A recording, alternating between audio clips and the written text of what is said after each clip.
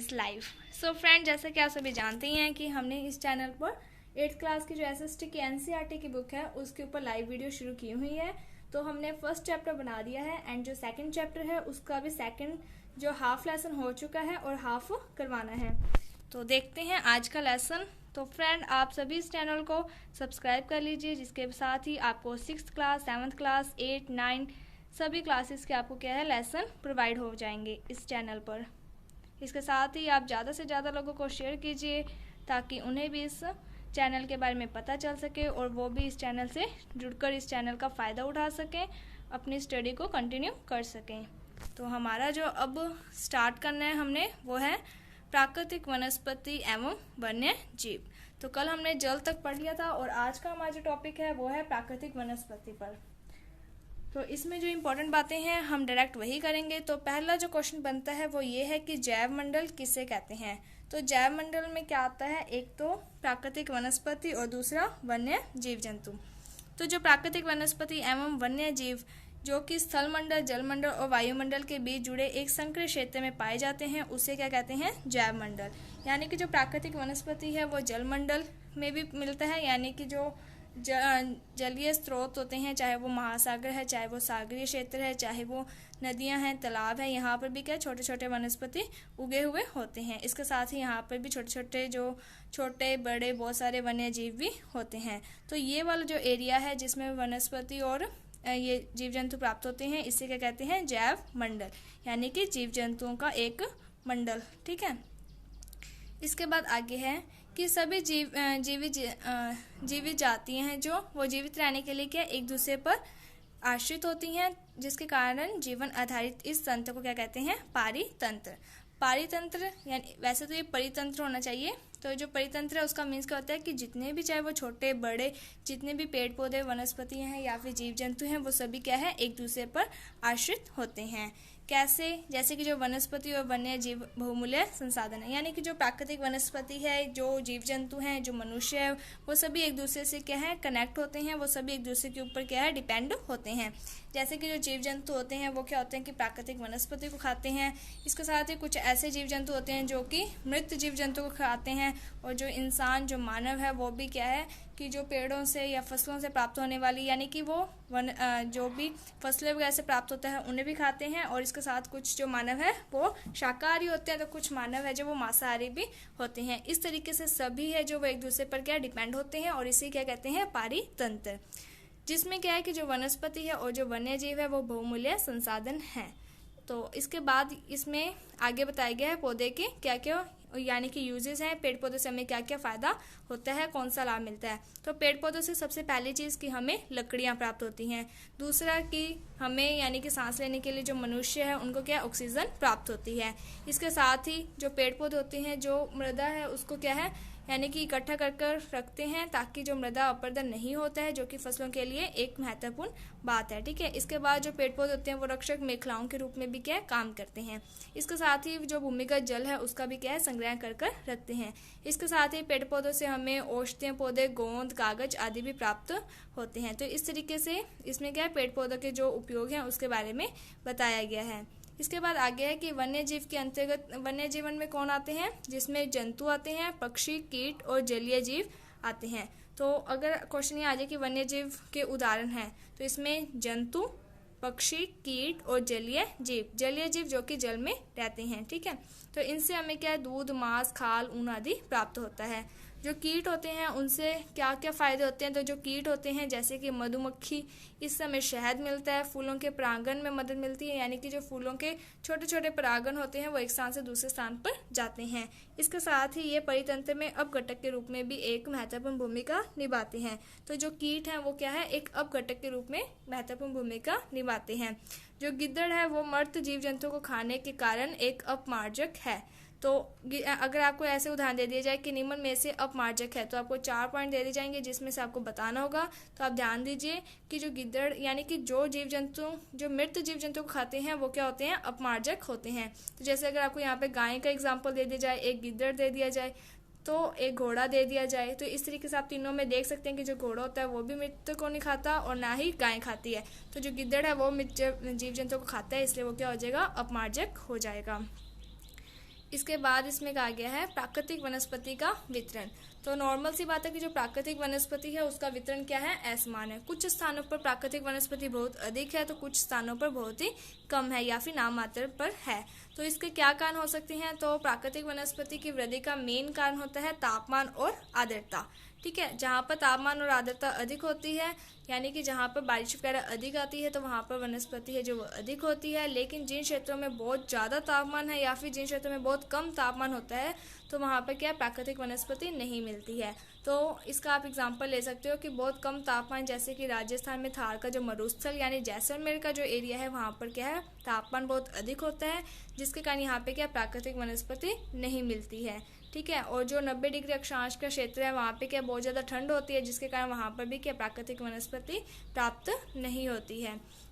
और आर्द्रता यानी कि जिन क्षेत्रों में वर्षा है जो वो अच्छी ज़्यादा होती है तो वहाँ पे क्या प्राकृतिक वनस्पति अधिक पाई जाती है। जैसे कि भूमध्य सागरीय क्षेत्र है वहाँ पे क्या आर्द्रता भी अधिक है, तापमान भी अधिक है, तो वहाँ पे क्या जो प्राकृतिक वनस्पति है वो भी अधिक है, क्योंकि तापमान और जो आर्द्रता यानी जो बारिश है उसमें क्या बैलेंस बना हुआ होता है। उसके बाद आगे है कि विश्व की जो वनस्पति है इसे 4 भागों में विभाजित किया गया है। तो ये आपका छोटा क्वेश्चन बन सकता है कि जो वनस्पति है उसको कितने भागों में विभाजित किया गया है, तो इसका आंसर आ जाएगा 4 भागों में। और ये 4 भाग कौन कौन से हैं, तो एक वन, दूसरा घास स्थल, तीसरा गुलम और चौथा है टुंड्रा। इसके बाद नेक्स्ट है भारी वर्षा वाले क्षेत्र होते हैं जो वहाँ पर क्या विशाल वृक्ष उग सकते हैं। ठीक है, जिसके कारण यहाँ पर क्या है प्रचुर जल आपूर्ति वाले क्षेत्रों में पाए जाते हैं। लेकिन जैसे जैसे आर्द्रता कम होती है वैसे वैसे जो वृक्ष हैं वो भी क्या उनका आकार है जो वो कम होता रहता है और संघनता यानी कि वहाँ पर जो वन है वो कम मात्रा में मिलने लग जाते हैं। और जो सामान्य क्षेत्र होते हैं वहाँ पर सामान्य वर्षा वाले क्षेत्रों में क्या छोटे आकार के वृक्ष और घास मिलते हैं।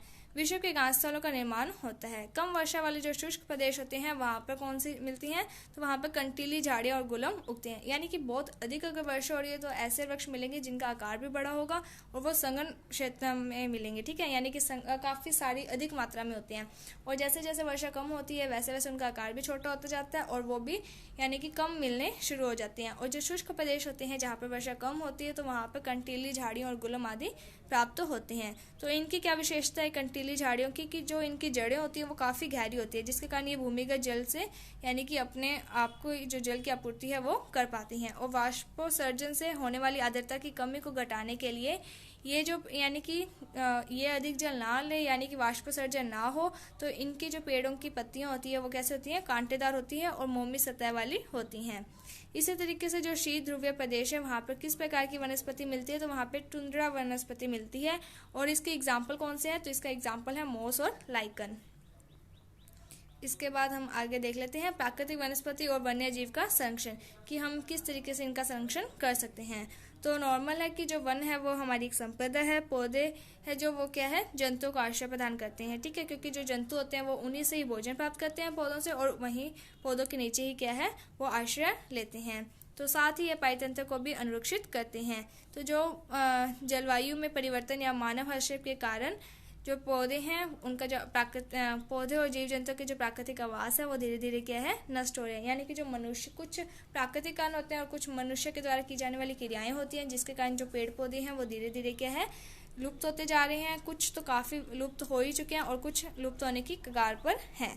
तो ऐसे कौन से कारण हैं जिसके कारण जो प्राकृतिक वनस्पति है उनको खतरा है, संकट है। तो इसमें कौन कौन से आते हैं, वनोन्मूलन यानी कि पेड़ पौधों को काट देना, मृदा अपरदन यानी कि अगर मृदा ही नहीं होगी, मृदा अपरदन से क्या होता है कि जो मृदा की ऊपरी परत होती है जो कि उर्वरक होती है, अगर वही परत हट जाएगी तो उससे क्या होता है कि मृदा की उर्वरकता क्षमता खत्म हो जाती है, जिसके कारण जो प्राकृतिक वनस्पति है वो नहीं उग पाती। और निर्माण कार्य यानी कि अगर हम पेड़ पौधों को साफ करके यानी कि उस क्षेत्र को साफ करके अगर हम वहाँ पे घर वगैरह बनाएंगे तो भी क्या है कि जो प्राकृतिक वनस्पति है उसका ह्रास होने लग जाता है।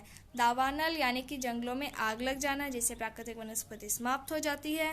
भूसंकलन यानी कि भूसंकलन हमने पढ़ा ही था पिछले वीडियो में, आप देख सकते हैं।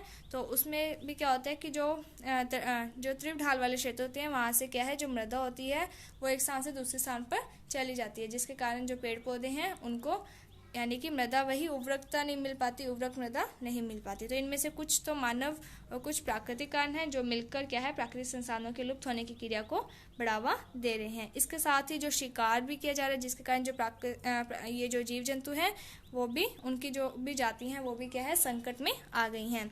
जैसे कि जीव जंतु को अब क्यों मतलब उनका शिकार किस कारण से किया जाता है, तो पशुओं की खाल, चमड़ा, नाखून, दांत, पंखों के साथ साथ सींगों के एकत्रीकरण व गैर कानूनी व्यापार के लिए जंतुओं का शिकार किया जाता है।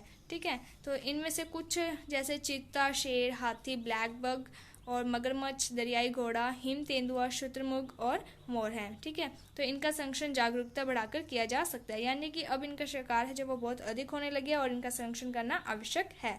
तो इनके संरक्षण के लिए क्या किया गया है, तो राष्ट्रीय उद्यान बनाए गए हैं, वन्य जीव अभयारण्य बनाए गए हैं, जैव मंडल निश्चय आदि प्राकृतिक वनस्पति और वन्य जीव को सुरक्षित करने के लिए बनाए गए हैं।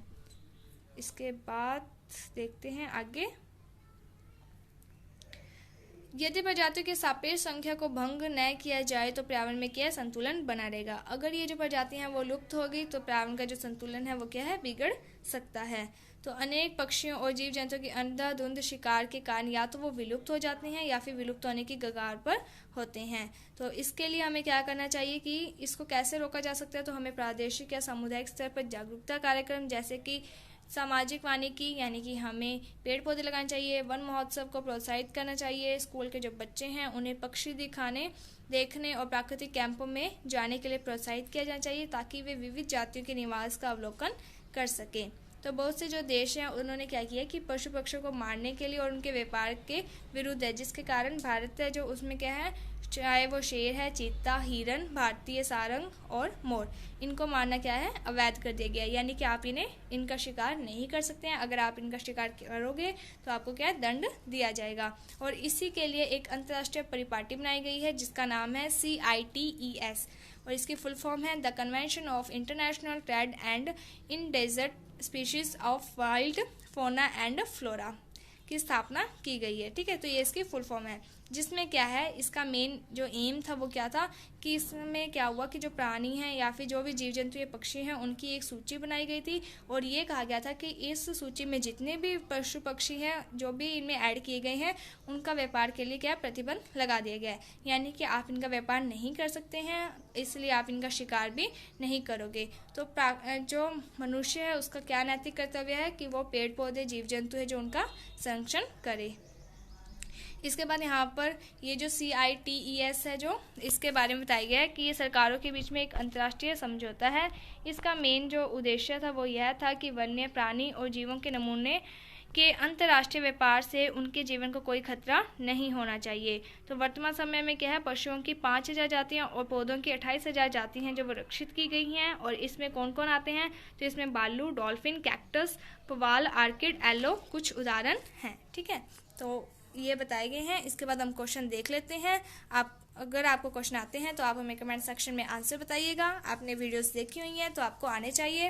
तो मृदा निर्माण के लिए उत्तरदायी 2 मुख्य जलवायु कारक कौन कौन से हैं, तो आपको आई होप आना चाहिए। ये कौन कौन से होंगे जलवायु कारक है, तो नॉर्मल सी बात है कि वर्षा होगी और तापमान।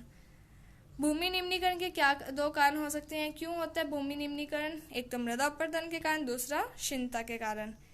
तीसरा है भूमि को महत्वपूर्ण संसाधन क्यों माना गया है, किस लिए माना गया, क्योंकि इसी के ऊपर क्या है कृषि होती है और कृषि होने से ही जो मनुष्य का जीवन है यानी कि उसी पर डिपेंड करता है। अगर मनुष्य को खाने को मिलेगा तभी वो जीवित यानी कि वो जीवित रह सकता है। किन्हीं 2 सोपानों के नाम बताइए जिन्हें सरकार ने पौधे और प्राणियों के संरक्षण के लिए आरंभ किया है। तो कौन कौन सी ऐसी चीजें हैं हमने पढ़ा है, तो आप बताइएगा इसे। जल संरक्षण के 3 तरीके बताइए, तो ये भी आपको पता है। इसके बाद आगे है निम्नलिखित में से कौन सा कारक है जो मृदा निर्माण का गठन नहीं करता, तो कौन है, तो मृदा का गठन है जो ये सेकंड इसका आंसर आएगा। उसके बाद है निम्नलिखित में से कौन सी विधि तीव्र ढालों पर मृदा अपरदन को रोकने के लिए सर्वाधिक उपयुक्त है, तो कौन सी है ये आप बताना।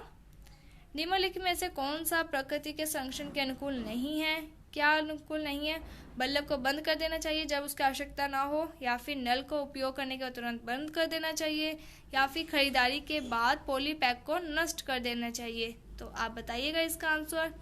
इसके बाद है सही मिलान कीजिए, तो आपने लेसन पढ़ा हुआ है तो आप इसे चेक कर लेना। इस तरीके से अब इसके आगे क्वेश्चन ही हैं। तो आपका ये जो चैप्टर है वो ऑलमोस्ट कंप्लीट हो चुका है। आपको कोई भी अगर बात नहीं समझ में आई है तो आप हमें कमेंट सेक्शन में बता सकते हैं और हम आपकी वो जो प्रॉब्लम है सॉल्व कर देंगे। ठीक है फ्रेंड्स, तो ज़्यादा से ज़्यादा लोगों को शेयर कीजिएगा ताकि उन्हें भी इस चीज़ का फ़ायदा हो सके। और अगर आप चाहते हो कि आपके लिए कोई और वीडियो लाई जाए, कोई और वीडियो लाइव की जाए, तो आप हमें कमेंट सेक्शन में बता सकते हैं एंड हम उससे रिलेटेड जो वीडियो है वो आपके लिए ले आएंगे लाइव कर कर। So thank you friends for watching my video. Thank you.